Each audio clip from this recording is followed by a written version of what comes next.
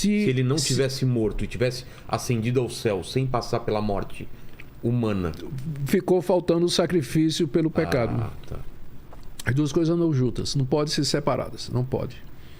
Por isso que para nós é tão importante, para os cristãos que creem nisso, é tão importante não somente a morte dele na cruz, mas o túmulo vazio e o testemunho daquelas centenas de pessoas de que viram, andaram com ele, e o mais importante de todos era um judeu chamado Saulo, que era perseguidor dos primeiros cristãos.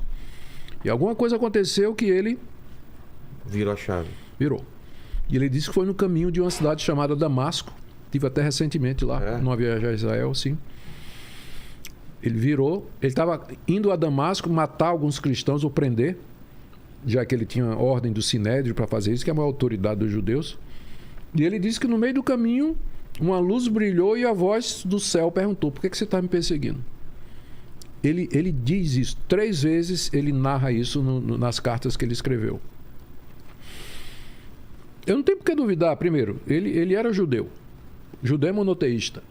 Certo. Como é que um judeu passa do monoteísmo absoluto para crer numa trindade, que Jesus é o Filho de Deus, que é Deus encarnado? É o que ele passou a fazer.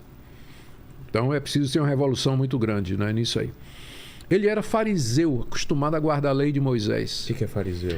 Fariseu é um grupo judeu que surgiu no período intertestamentário como reação às tentativas de Alexandre o Grande de helenizar os judeus, que fazia parte da estratégia militar dele. Ele conquistava os países e os países conquistados tinham que falar grego, tinham que aprender os costumes helênicos e as religiões helênicas gregas. Que era politeísta. Quando ele quis fazer isso com os judeus, aí não deu. Né? A famosa, aí veio a revolução dos macabeus, não é? E nessa época surge um grupo de judeus que queriam preservar as tradições judaicas e não se sujeitariam a mudar nada daquilo ali que Alexandre queria. A palavra fariseu é uma palavra que vem do grego, é um verbo aforizo, são as mesmas letras, FRZ, aforizo, que significa separar. Daí veio o nome fariseu, que significa separado, aquele que é separado dessa aculturação helênica, né? Essa aculturação helênica. Opa, obrigado, já repeti. Muito bem. Pois bem, Saulo de Tarso, ele era um fariseu. Exato. Ele para nesse caminho para Damasco, ouve essa voz e alguma coisa acontece. 3 anos depois, ele aparece como campeão dos cristãos, contando essa experiência e dizendo que Cristo apareceu para ele. Ou ele era doido, então ele está dizendo... Morreu por isso. Ele foi acusado pelos seus patrícios nessa base e foi decapitado por Nero no ano 60... E agora, deixa eu ver, 64, 65, na Via Ápia, em Roma. Sim. Exatamente porque ele cria nisso aí. É quem escreveu a maior parte dos livros do Novo Testamento. Então, a importância para nós de que Cristo, de fato, esteja vivo aqui e agora, para nós. Sem isso, uma pessoa, biblicamente falando, se você não crer nisso, você não pode ser considerado como cristão. É interessante isso aí. O próprio Paulo diz isso: se com o coração você crê que Deus o ressuscitou dos mortos e com a boca confessar, você será salvo. E isso aí é a declaração mais fundamental do cristianismo histórico. O que é o cristianismo histórico? Boa pergunta. Cristianismo histórico é o nome que a gente dá aos cristãos de todas as épocas que basicamente creem a mesma coisa. Existe um Deus, esse Deus é triuno, ele se revelou através das escrituras do Antigo e do Novo Testamento. Jesus Cristo é o Filho de Deus, morreu pelos nossos pecados, ressuscitou ao 3º dia e ele voltará uma 2ª vez. Basicamente o credo apostólico, né, com algumas pequenas nuances. Através da história, o cristianismo teve algumas vertentes que se desviaram, ou adicionando demais a isso, ou tirando demais disso aí. Então a gente chama de cristianismo histórico aquela linha, aquela vertente, de cristianismo que sempre manteve isso, né? Então, eu, por exemplo, acredito que as coisas que eu creio sobre Cristo, Jesus, a Bíblia, Deus e tudo mais, são as mesmas coisas que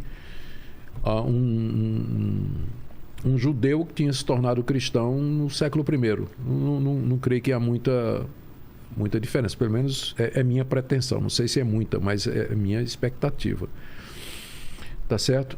Uma forma de cristianismo que não crê nessas coisas é o que a gente chama de liberalismo teológico, que começou no século XVIII com o racionalismo. O racionalismo, que era uma rejeição contra a religião da época, que surgiu França, depois pegou Itália, pegou Alemanha e Inglaterra. Na Inglaterra gerou o deísmo, que é outra forma de cristianismo. O deísmo diz que existe um Deus, mas esse Deus criou o mundo, deu corda feito um relógio, deixou funcionando e ele não intervém. Deixou a sua sorte. E ele não intervém. Então isso é uma forma de cristianismo que não é histórico, o deísmo. O liberalismo teológico é outra forma. Esse pessoal, influenciados pelo racionalismo, nega a existência de Deus, nega milagres, nega... E acaba transformando o cristianismo numa religião apenas de ajuda social. Em si, nada contra isso. O cristianismo tem que ajudar os pobres e os necessitados. Mas quando você reduz o cristianismo somente a isso, aí você tem a teologia da libertação, que é um exemplo disso, e algumas linhas da missão integral, não todas, mas algumas linhas que se identificam muito com esse tipo de coisa. E eu poderia enumerar mais alguns. Né? Agnosticismo, que vai dizer assim, eu não sei se Deus existe, e isso, eu não posso dizer que ele existe ou que não existe. Né? Mas o cristianismo histórico, ele vem se mantendo dentro dessa...